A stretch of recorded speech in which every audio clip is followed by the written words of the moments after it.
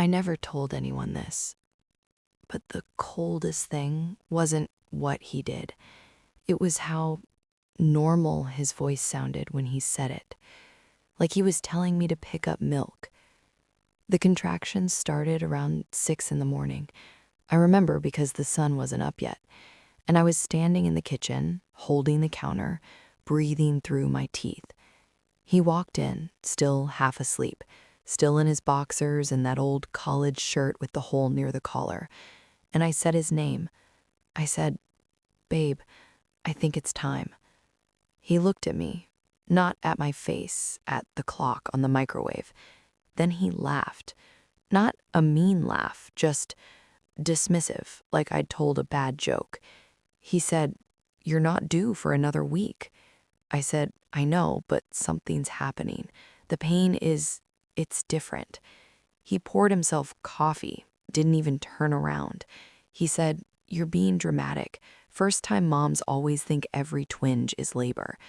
I felt my stomach tighten again, harder this time. I gripped the counter so hard I thought the marble might crack. I said, "This isn't a twinge." He took a sip, shrugged, said, "Call the doctor if you're really that worried, but I'm not canceling today." I stared at him. My husband. The man who cried when I showed him the positive test. The man who painted the nursery yellow because I couldn't decide between pink or blue. And I said, "Canceling what?" He smiled, grabbed his keys off the hook, said, "Me and the guys have been planning this fishing trip for 2 months. You know that. I'll have my phone. If it's real, just call an Uber." Then he walked out, and I heard the truck start. And I stood there, alone, holding my stomach, wondering if I'd imagined the last 9 months, or if I'd imagined him. I called his phone 4 times. It went straight to voicemail, and I realized he turned it off. He didn't silence it. He turned it off like he knew I'd call and he didn't want to deal with it. I sat down on the kitchen floor, not because I wanted to, because my legs just gave out. Another contraction ripped through me, and I remember thinking, this can't be real. This can't be how this happens. I thought about all the movies I'd watched, all the stories I'd heard, the husband racing through red lights, the husband timing contractions with a stopwatch, the husband holding her hand saying, "Breathe, baby, breathe." And here I was, on cold tile, alone. I tried to stand, I couldn't. I pulled myself up using the cabinet handle, and I looked out the window. His truck was gone, really gone. I thought maybe he'd come back. Maybe he'd pull into the driveway and laugh and say, "Gotcha." Maybe he'd say, "I was just messing with you." But the driveway stayed empty. I felt something wet. I looked down. My water broke, right there, standing in my own kitchen. And the fear that hit me wasn't about the baby. It was about him.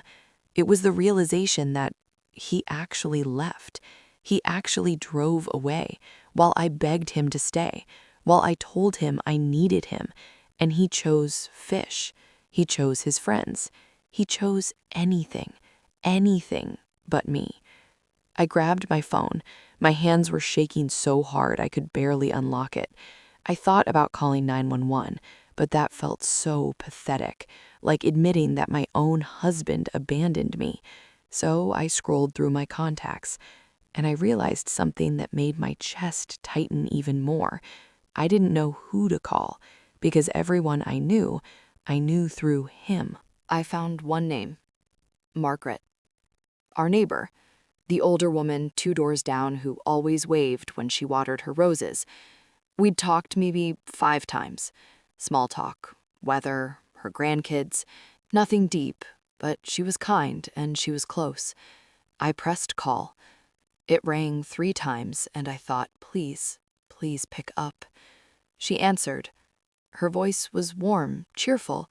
She said, "Good morning, sweetheart," and I couldn't speak. I opened my mouth and nothing came out except this sound, this broken sound I didn't know I could make. She said, "Honey, what's wrong?" I said, "I'm in labor. My husband left. I need help." There was silence, just for a second. Then I heard keys. I heard her moving. She said, "I'm coming right now. Stay on the phone with me. Don't hang up." I slid down the cabinet, back to the floor. I said, "Okay." My voice didn't sound like mine anymore. It sounded small. She kept talking. She said, "How far apart are the contractions?" I said, "I don't know. Close." She said, "Is your bag packed?" I looked at the hallway, at the hospital bag sitting by the front door, the one I'd packed 3 weeks ago, the one he made fun of me for. He'd said, "You're so paranoid." I whispered, "Yes." She said, "Good, you're doing so good. I'm in my car, I'm 2 minutes away." And I started crying, not because of the pain, but because a woman I barely knew cared more in 2 minutes than my husband did in 9 months. I heard her pull into the driveway. I heard her car door slam. Then my front door opened. She didn't knock, she just came in. And when she saw me on the floor, her face changed. She didn't ask questions. She didn't say, "Where's your husband?" She just knelt down, put her hand on my shoulder, and said, "Let's get you to the hospital. You're gonna meet your baby today." Margaret helped me stand. She was stronger than she looked. Small woman, probably 70, but she held me up like I weighed nothing. She grabbed my hospital bag, locked my front door, walked me to her car, and the whole time she kept saying, "You're okay, you're okay." But I wasn't okay. I kept looking back at the driveway, like maybe his truck would appear, like maybe he'd come racing back and say, "I'm sorry, I'm so sorry, I'm here now." But there was nothing, just empty pavement. Margaret opened the passenger door, helped me sit, buckled my seatbelt for me like I was a child. She got in the driver's seat, started the engine, and she said, "Which hospital?" I told her. She nodded, put the car in reverse, and I felt another contraction coming. I grabbed the door handle, squeezed until my knuckles went white. She reached over, put her hand on mine. She didn't say, "Breathe." She didn't say, "It'll be okay." She just held my hand. We drove in silence for a few minutes. Then she said, "I'm not going to ask, but if you need me to stay, I'll stay." I looked at her, this woman I barely knew, and I said, "Why are you doing this?" She kept her eyes on the road. Her voice got quieter. She said, "Because 30 years ago, my husband did the same thing. Not labor, but close enough, and nobody came. I had to do it alone. And I swore if I ever saw another woman going through that, I wouldn't let her be alone." I started crying again, harder this time. She said, "Save your energy, honey. You're going to need it." We pulled up to the emergency entrance. She parked right in front, didn't care about the no parking signs. She got out, came around, helped me out. And as we walked through those sliding doors, I realized something. I was about to have a baby, and the father didn't even know where I was. The nurse at the front desk took one look at me and grabbed a wheelchair. She didn't ask for insurance, didn't ask for paperwork. She just said, "How far along?" I said, 39 weeks. She said, "How far apart are the contractions?" I tried to answer, but another one hit, and I couldn't speak. I couldn't breathe. Margaret answered for me. She said, "Close, very close." The nurse moved fast. She wheeled me through double doors, down a hallway that smelled like bleach and something else, something metallic. Margaret stayed next to me, her hand on my shoulder. We got to a room. The nurse helped me onto the bed, started hooking me up to machines, monitors, IVs. She said, "Is your husband parking the car?" I looked at Margaret. Margaret looked at the nurse, and I said, "He's not here." The nurse paused, just for a second. Then she nodded. She said, "Okay, that's okay. You're doing great." But I could see it in her face, the confusion, the pity. She kept working, checking my vitals, checking how dilated I was, and then she said, "Okay, honey, you're at 8 centimeters. This baby's coming soon." My whole body went cold. 8 centimeters. Soon. I looked at the door, like maybe he'd walk through it. Like maybe he'd come running in with flowers, saying, "I'm sorry, I'm late." But the door stayed closed. Margaret pulled a chair next to the bed, sat down. She said, "I'm right here. I'm not going anywhere." Another contraction, worse than before. I screamed. I didn't mean to. It just came out. The nurse said, "You're doing perfect. Let it out." But I wasn't doing perfect. I was falling apart because every time I closed my eyes, I saw him on a boat, laughing, casting a line, completely unaware that his wife, his child, were fighting to survive without him. The doctor came in. Young guy, kind eyes. He introduced himself, but I don't remember his name. He checked the monitors, looked between my legs, and he said, "We're getting close. You're almost there." I said, "I can't do this." He said, "Yes, you can." I shook my head. I said, "No, you don't understand. I can't do this alone." Margaret squeezed my hand. She said, "You're not alone." But I was, because the person who was supposed to be here wasn't. The person who put this baby inside me, the person who promised to love me, to protect me, to be there, he was gone. The contractions were coming so fast now, I couldn't tell where one ended and another began. It was just pain, constant, crushing. The doctor said, "Okay, on the next contraction, I need you to push." I said, "I can't." He said, "You can and you will, because your baby needs you." I felt it building, that pressure, that unbearable need to push, and I grabbed Margaret's hand so hard I thought I'd break her fingers. The doctor said, "Now, push, now." I pushed. I screamed. I pushed until I thought I'd split in half, and when it stopped, when I could breathe again, I looked at the door one more time. Still closed, still empty. The doctor said, "Good, that was good. We're going to do that again." And we did. Again, and again, and again. And somewhere in the middle of it, I stopped looking at the door. I stopped waiting for him. Because I realized even if he walked in right now, even if he fell to his knees and begged for forgiveness, it wouldn't change what he did. It wouldn't erase the fact that when I needed him most, he chose to leave. The doctor said, "One more big push. I can see the head." I closed my eyes and I pushed, and I felt her leave my body. And then silence for just a second. And then I heard it, a cry, small, angry, alive. The nurse laid her on my chest, warm, wet, screaming, and I should have felt something. Joy, relief, love, but I felt nothing. I looked down at her, at this tiny person I'd carried for 9 months, this person I'd dreamed about, planned for, and I felt completely empty, like someone had scooped everything out of me and left just skin. The nurse said she's beautiful. Margaret was crying. She said, "Oh, honey, look at her." But I couldn't look. Not really. I was staring at her, but I wasn't seeing her. I was seeing him. I was seeing the empty spot next to the bed where he should have been standing. The doctor was still working, delivering the placenta, stitching me up, talking to the nurses, but his voice sounded far away, like I was underwater. They took the baby, cleaned her, weighed her, wrapped her in a blanket, brought her back, put her in my arms, and I held her, but it felt like I was holding someone else's child. The nurse said, "Have you picked a name?"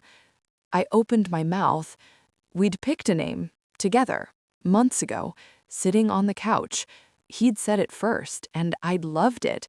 But now I couldn't say it, because it was his name too, and I didn't want her to have anything of his. I said, "I don't know yet." The nurse smiled. She said, "That's okay, you have time." Margaret leaned in. She whispered, "She's perfect. "You did so good." But I didn't feel good. I felt broken. I felt like I'd just survived something I shouldn't have had to survive. And the worst part, the part that made my chest ache, was that I should have been happy. This should have been the best day of my life. But all I could think was, he wasn't here.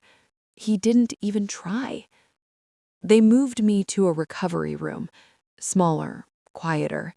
Margaret stayed. She sat in the corner chair, said she'd called her daughter, told her she'd be home later.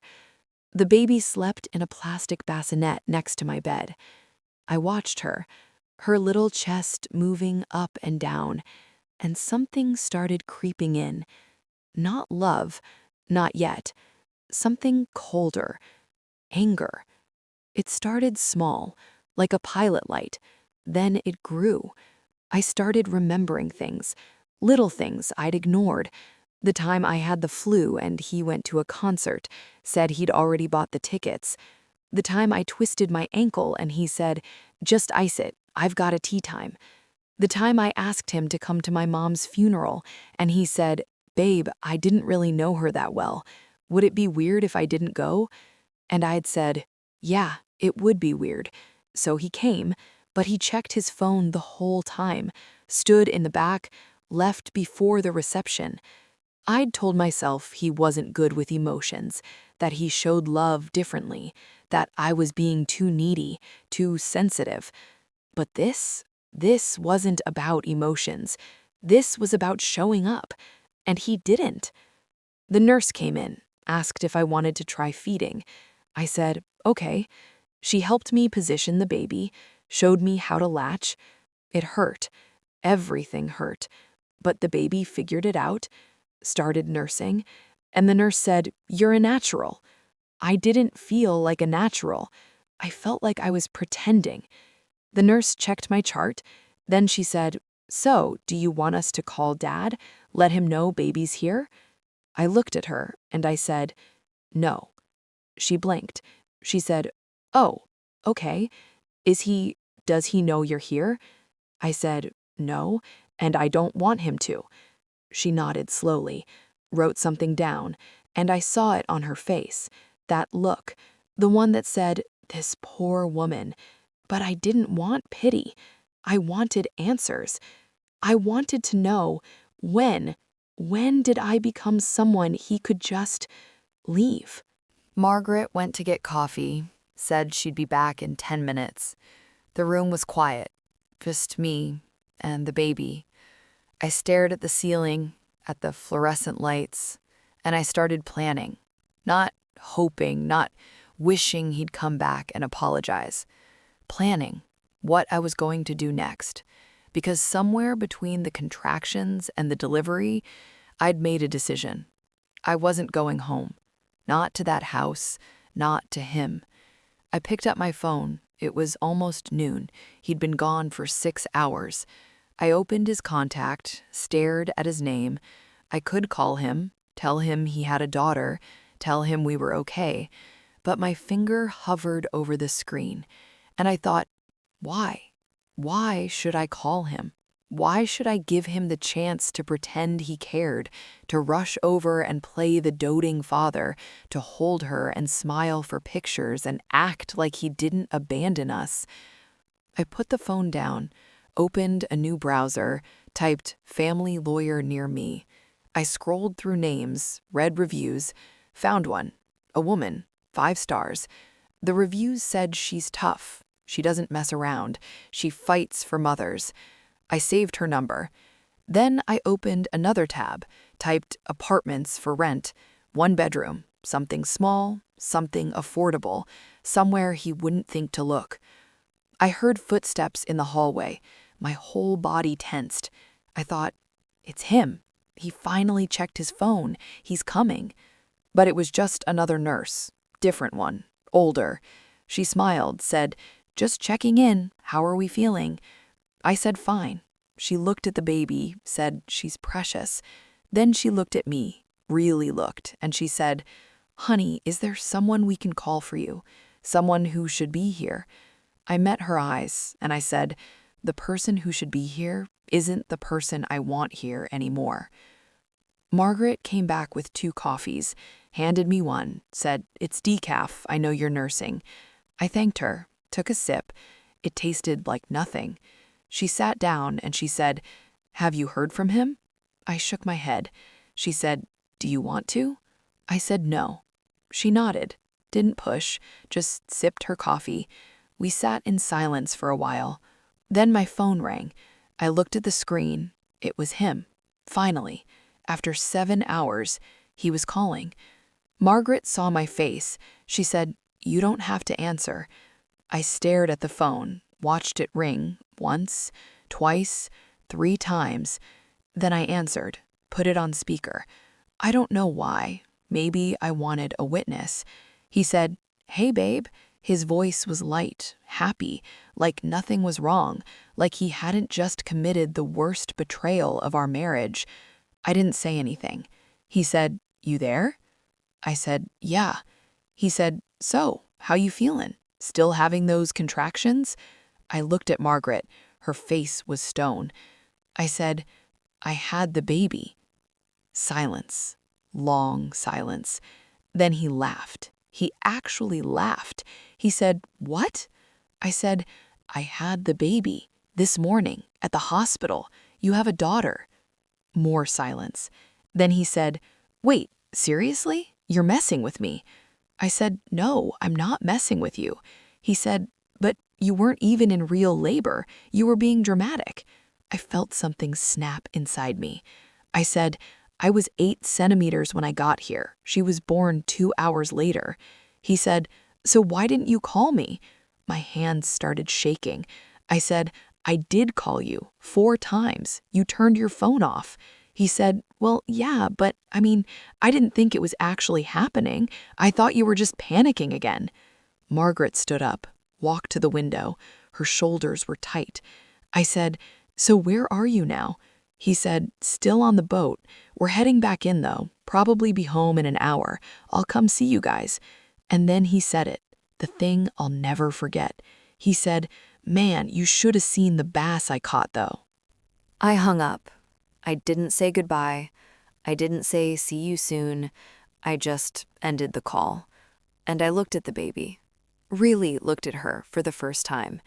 She was asleep, her little fist curled under her chin, and something shifted. Not love, not yet, but something fierce, something protective, something that said, "You will never know a man who thinks fish are more important than you." Margaret turned around. Her eyes were wet. She said, "I'm so sorry." I said, "Don't be sorry. You didn't do anything wrong." She said, "What are you going to do?" I said, "I don't know yet, but he's not taking her. He doesn't get to play dad." The baby started crying, soft at first, then louder. I picked her up, held her against my chest, and for the first time, I felt it. That connection, that pull. It wasn't warm, it wasn't gentle, it was sharp, it was fierce. It was the feeling of I will burn the world down before I let anyone hurt you. A different nurse came in, younger, cheerful. She said, "Okay, Mama, we need to do the birth certificate paperwork." She had a clipboard, a pen. She said, "Father's name?" I looked at her. I said, "There is no father." She blinked. She said, "Oh, okay, so just leave it blank?" I said, "Yes, leave it blank." She said, "You're sure? Because once it's filed, it's hard to add someone later." I said, "I'm sure." She wrote something down. Then she said, "And baby's last name?" I paused. We'd talked about this too, months ago. He'd assumed she'd have his last name, said it was tradition, said that's just what you do. But I looked at this nurse, and I said, "She's getting my name, my last name, not his." The nurse smiled. She said, "Okay, what is it?" I told her. She wrote it down. And just like that, my daughter became mine. Only mine. Margaret left around 3, said she had to feed her cat, check on things, but she squeezed my hand before she went. She said, "Call me if you need anything, anything at all." I said, "Thank you for everything." She said, "Don't thank me, just be kind to yourself, whatever you decide to do." The door closed behind her, and I was alone again, just me and the baby. I tried to sleep, but every time I closed my eyes, I saw him. Not the him from this morning, the him from 4 years ago, the night we met. He'd been charming, funny. He made me feel seen, like I was the only person in the room. We got married 10 months later. Too fast. Everyone said so. But I didn't listen because I thought I knew him. I thought I knew who he was. Our wedding day, he cried during his vows, said I was his whole world, said he'd never let me down. I believed him.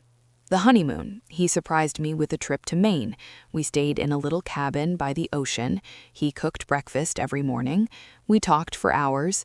He said he wanted 4 kids, maybe 5. Said he couldn't wait to be a dad. I believed that too. But somewhere between then and now, he changed. Or maybe he didn't change. Maybe I just started seeing him clearly. The baby stirred, made a small sound. I looked down at her, and I thought, when did it start? When did he stop trying? Was it when I got pregnant and couldn't go out as much?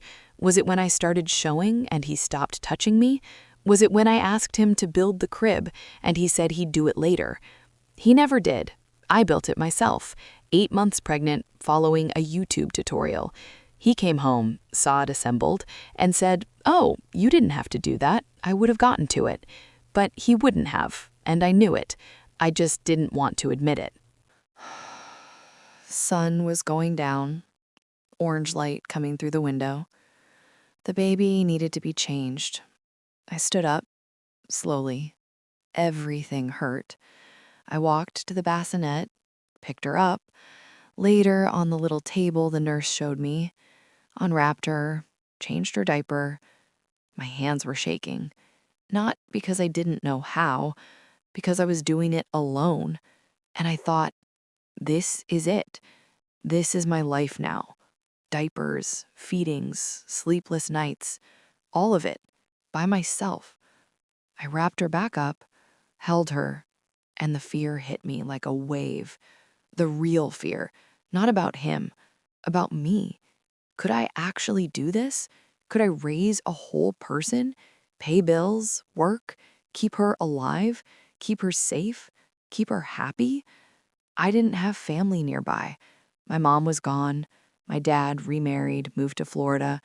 We talked maybe twice a year. His family, his mom, his sister, they'd side with him. They always did. When we fought, when I tried to tell them how he treated me, they'd say, "Oh, that's just how he is. You're too sensitive. You need to learn to let things go." So I had no one. Just Margaret, a 70-year-old woman I barely knew. The baby started crying again. Hungry, I sat back down on the bed, lifted my shirt, let her latch, and I started crying too. Quiet, so the nurses wouldn't hear. Because I didn't want them to think I couldn't handle it. But I didn't know if I could. I didn't know if I was strong enough. The door opened. I wiped my face fast. It was the older nurse from before. She saw me, saw my red eyes. She didn't say anything, just walked over, put her hand on my shoulder. She said, "First night's the hardest." I nodded. She said, "But you're going to be okay." You know why? I shook my head. She said, "Because you're already doing it. You're already here. You're already loving her. That's all she needs." He showed up around 8. I heard his voice in the hallway, loud, asking which room. The nurse said something I couldn't hear. Then footsteps. My whole body went rigid. The baby was asleep in my arms. I didn't move, didn't look up. The door opened. He walked in, still in his fishing clothes. He smelled like lake water, beer. He said, "Hey." His voice was softer now, careful, like he knew he was in trouble but didn't know how much. I didn't answer.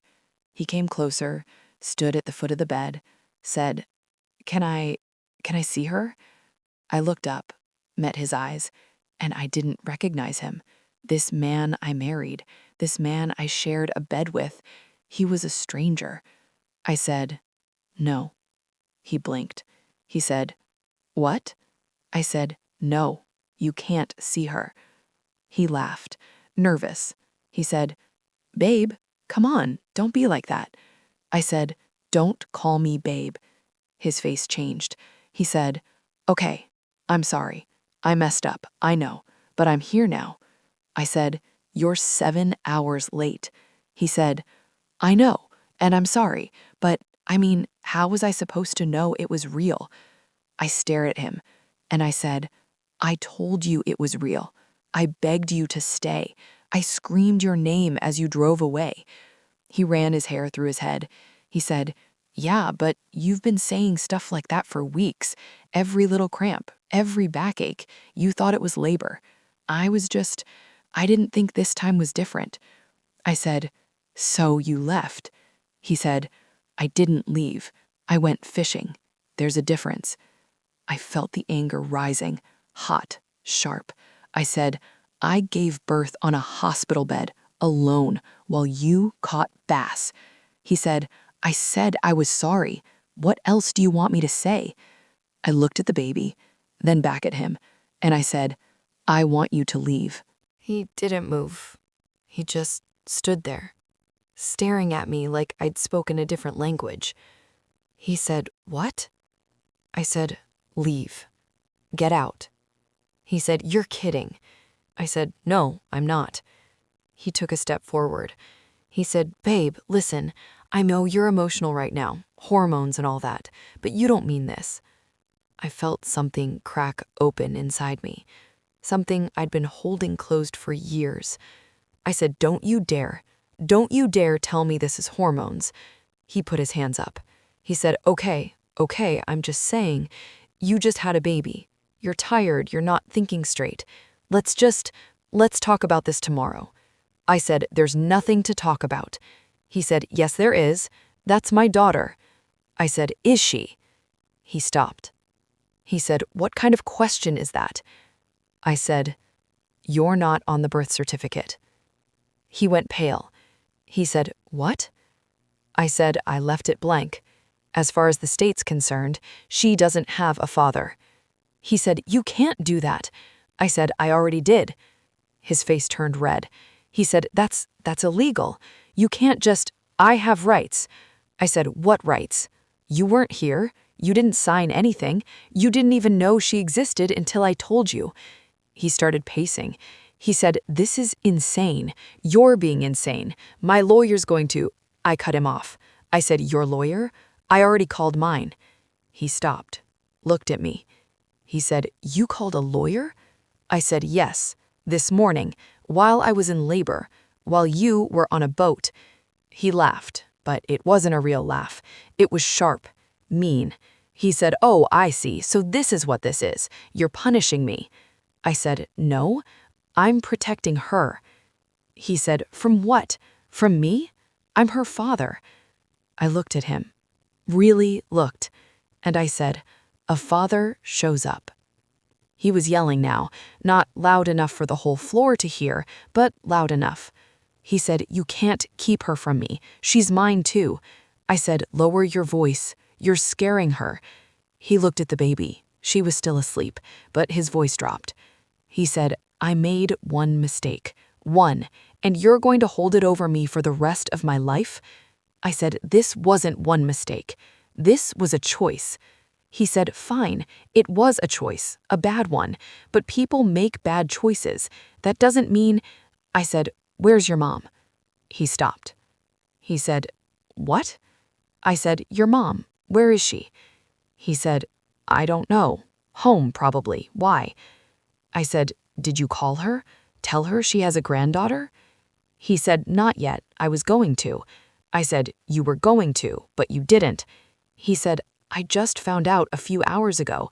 I said, "And in those few hours, did you tell anyone?" He went quiet. I said, "Did you text your sister, your buddies on the boat? Did you post anything? Did you tell a single person that your wife just gave birth?" He said, "I was going to, when I got here, when I saw her." I said, "But you didn't rush here, did you?" He said, "I came as soon as I could." I said, "You stopped at home first. I can smell it. You showered, changed clothes." He said, "I wasn't going to come to the hospital smelling like fish." I said, "But you had no problem leaving me smelling like fear." He flinched. I said, "You had time to shower, to change, to make yourself presentable, but you didn't have time to be here when she was born." He said, "That's not fair." I said, "No, what's not fair is that your mother knew." He froze. I said, "What?" He said, "Nothing." I said, "Tell me." He looked at the floor, and he said, "She told me not to go." I felt my blood go cold. I said, "What did you just say?" He said, "Forget it." I said, "No, say it again." He exhaled. He said, "I called her this morning before I left, told her you were having pains. She said maybe you should stay home, just in case." I stared at him. I said, "And what did she say?" He said, "I told her you were fine, that you always overreact, that the guys were counting on me." I said, "And what did she say?" He said, "She said I was making a mistake, that I should stay, that some things you can't come back from." My hands were shaking. I said, "So your own mother told you not to leave and you left anyway?" He said, "She worries too much. She doesn't understand." I said, "She understands better than you do." He said, "This is between us. Leave my mom out of it." I said, "No, because she knew, and if she knew, who else knew?" He said, "What are you talking about?" I said, "Your sister? Did you tell her?" He said, "Yeah, I mentioned it." I said, "And what did she say?" He didn't answer. I said, "What did she say?" He said, "She told me I was being an idiot." I felt tears coming, but I pushed them back. I said, "So everyone knew? Everyone told you not to go and you went anyway?" He said, "Because I didn't think." I said, "You didn't think I mattered? You didn't think she mattered?" He said, "That's not true." I said, "Then what is true? Because from where I'm sitting, you chose fish over your family, and everyone who loves you told you it was wrong, and you did it anyway." He said, "I didn't know it would be like this." I said, "Like what?" He said, that you'd leave me." And something in his voice broke, something small, something almost human. I looked at him, and for just a second I almost felt bad.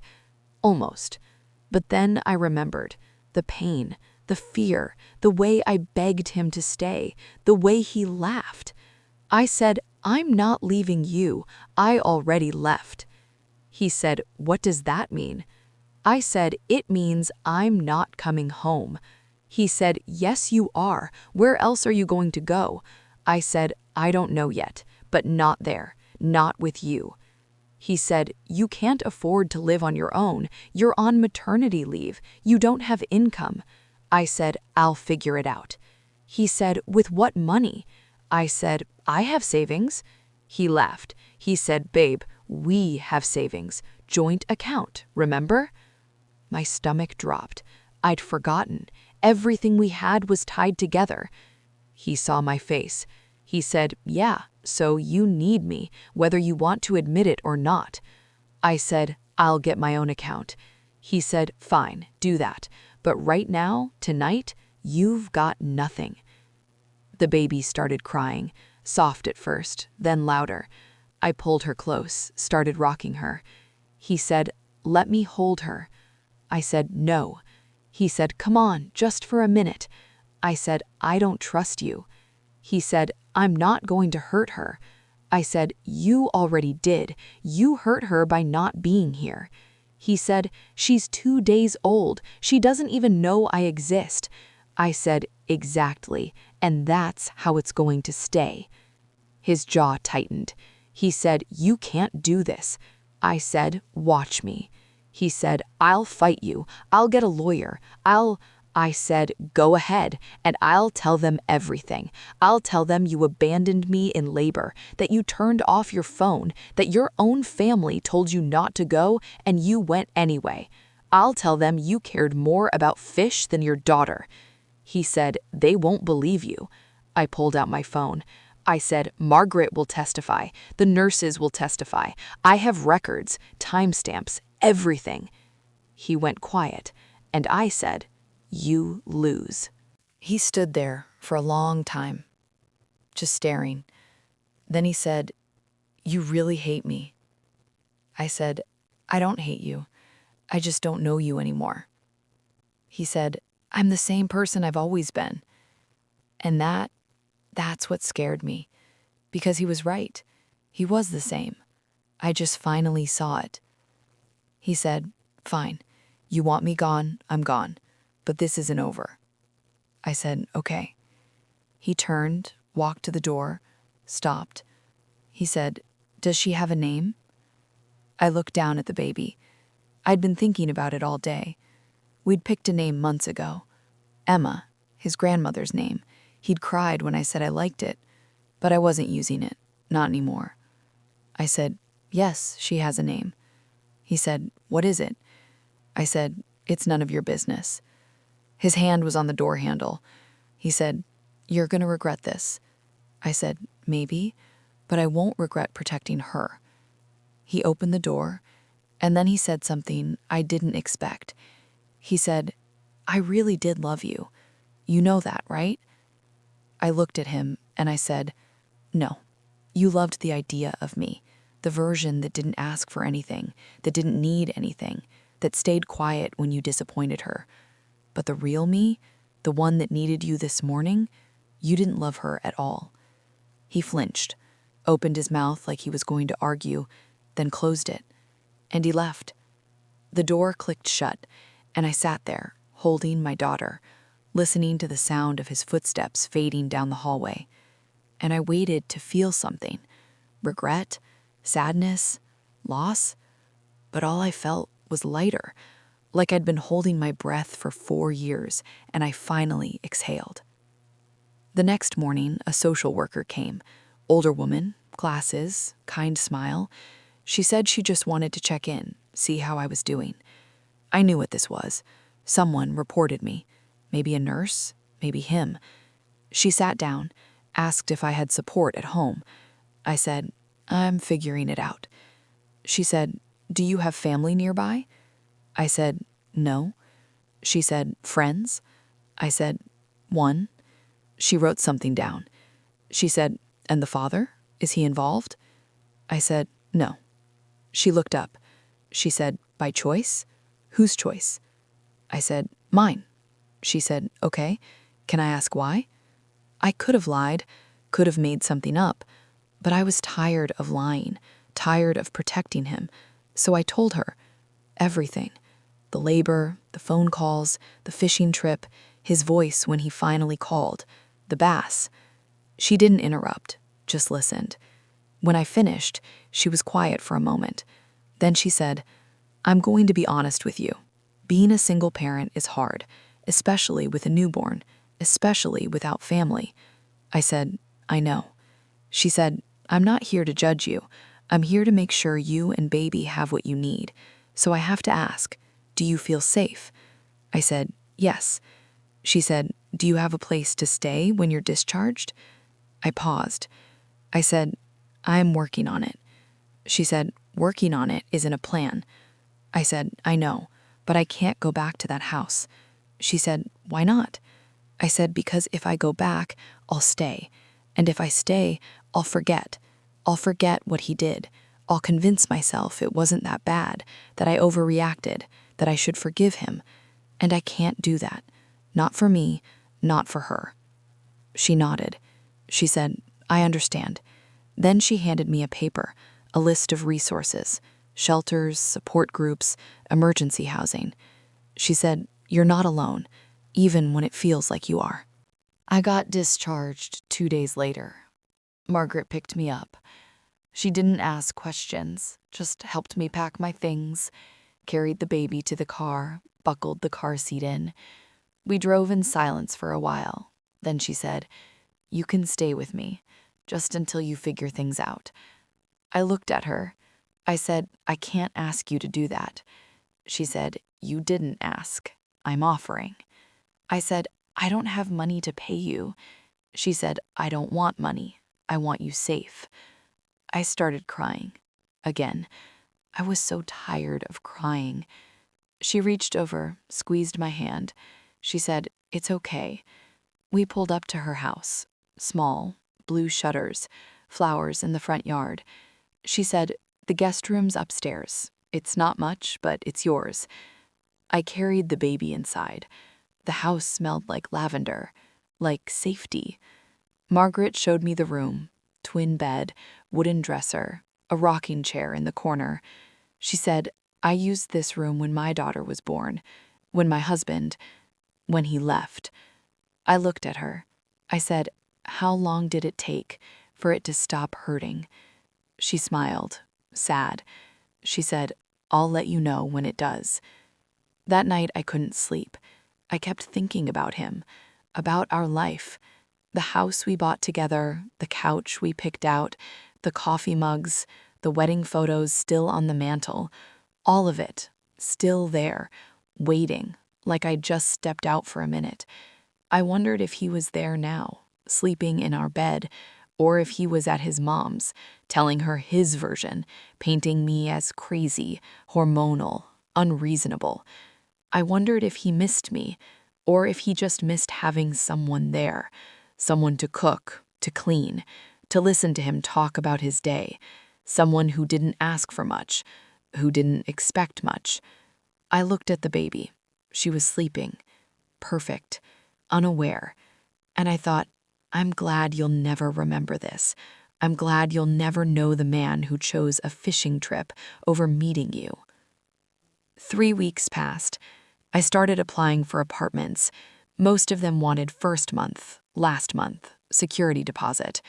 I didn't have it, not without accessing the joint account, and I knew if I touched that money, he'd know where I was. Margaret said, "Take your time," but I could see it wearing on her. The late night feedings, the crying, the diapers. She never complained, but she was 70. This wasn't her burden to carry. My lawyer called, said she needed to meet with me. I brought the baby, sat in her office, gray walls, diplomas everywhere. She said, "I've reviewed your case." She spread papers across the desk. She said, "You have options." I said, "Okay." She said, "First, custody. Since he's not on the birth certificate, legally he has no claim, but he can petition for a paternity test, establish rights that way." I said, "How long does that take?" She said, "Months, maybe a year, depends on the court." She said, "Second, support. Even without the certificate, if paternity is established, he'll owe child support." I said, "I don't want his money." She looked at me. She said, "It's not about what you want. It's about what she needs." I looked at the baby, asleep in the carrier. She said, "Third, the house. It's jointly owned. You're entitled to half." I said, "I don't want the house either." She said, "Then we sell it, split the proceeds. That's your fresh start money." I said, "He won't agree to that." She said, "He doesn't have a choice. Texas is community property state. Everything acquired during marriage is split 50-50. I felt something shift, something like hope. She said, "But I need to ask you something, and you need to be honest." I said, "Okay." She said, "Do you think he's dangerous?" I paused. I said, "No, not physically." She said, "Emotionally?" I said, "Yes." She nodded, wrote something down. She said, "Then we move fast." I named her Claire, not Emma, not his grandmother's name. Claire. It means clear, bright. And that's what I wanted for her. Clarity. A life unclouded by men who make promises they don't keep. Margaret loved the name, said it was perfect. I started a routine. Wake up, feed Claire, put her down, apply for jobs, apply for apartments, make calls, fill out forms, sleep when she slept, which wasn't often. Some days I didn't shower, didn't eat, just moved from one task to the next, like a machine. Margaret would bring me tea, sit with Claire while I slept for an hour. She never made me feel like a burden, but I felt like one anyway. He texted me every few days. At first, it was apologies. I'm sorry. I messed up. Please come home. Then it was anger. You can't keep my daughter from me. This is illegal. Then it was bargaining. Let's go to counseling. We can fix this. I never responded. My lawyer said don't engage. Let him spiral. It helps our case. His mom called. I answered. I don't know why. She said, I heard. I said, okay. She said, he's a mess. I said, good. She said, I told him not to go. You know that, right? I said, I know. She said, he's not a bad man. He's like his father. Doesn't think before he acts. I said, that's not an excuse. She said, I know. I'm not making excuses. I wanted you to know I'm sorry for what he did, for how I raised him. I didn't know what to say. She said, can I meet her someday when you're ready? I said, maybe. I don't know. She said, I understand. Then she said, you're doing the right thing. I hung up and I cried because part of me wanted her to fight me, to defend him, to give me a reason to hate her too, but she didn't. 2 months after Claire was born, I found an apartment. Small, 1 bedroom, but it was mine. I signed the lease with money from the house sale. He fought it at first, said he wasn't selling. My lawyer filed paperwork. The judge ordered it. We split everything 50-50. I took my half, bought furniture, a crib, a couch from a thrift store, pots and pans. I moved in on a Tuesday. Margaret helped, said she was going to miss us. I said I'd visit. She said, you better. I set up Claire's room first, painted it soft yellow, hung curtains, put her name on the wall in wooden letters, CLAIRE. That night, I sat in the dark, in my own place, with my daughter sleeping in the next room, and I felt proud. Not happy, not yet, but proud. I did it. I left. I survived. I built something new. He tried to see her once, showed up at Margaret's. She didn't tell him where I went. He filed for paternity. The test came back, positive, obviously. The court granted him supervised visitation, 2 hours, once a week. He came to the first one, brought a stuffed bear, too big for a 2-month-old. He held Claire. She cried. He looked lost, like he didn't know what to do.